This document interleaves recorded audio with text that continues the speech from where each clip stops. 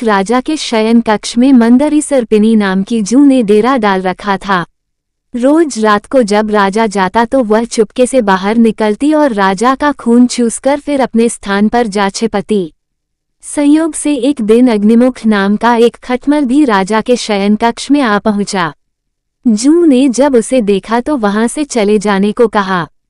उसने अपने अधिकार क्षेत्र में किसी अन्य का दखल सहन नहीं था। लेकिन खटमल भी कम चतुर न था। बोलो, देखो, मेहमान से इसी तरह बर्ताव नहीं किया जाता। मैं आज रात तुम्हारा मेहमान हूँ।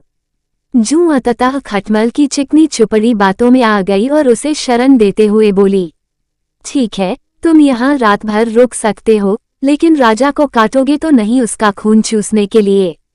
खटमल बोला, लेकिन मैं तुम्हारा मेहमान है, मुझे कुछ तो दोगी खाने के लिए। और राजा के खून से बढ़िया भोजन और क्या हो सकता है। ठीक है, जू बोली, तुम चुपचाप राजा का खून चूस लेना, उसे पीड़ा का आभास नहीं होना चाहिए। जैसा तुम कहोगी, बिल्कुल वैसा ही होगा। कहकर खटमल शयन कक्ष में राजा के आने की प्रतीक्षा करने लगा।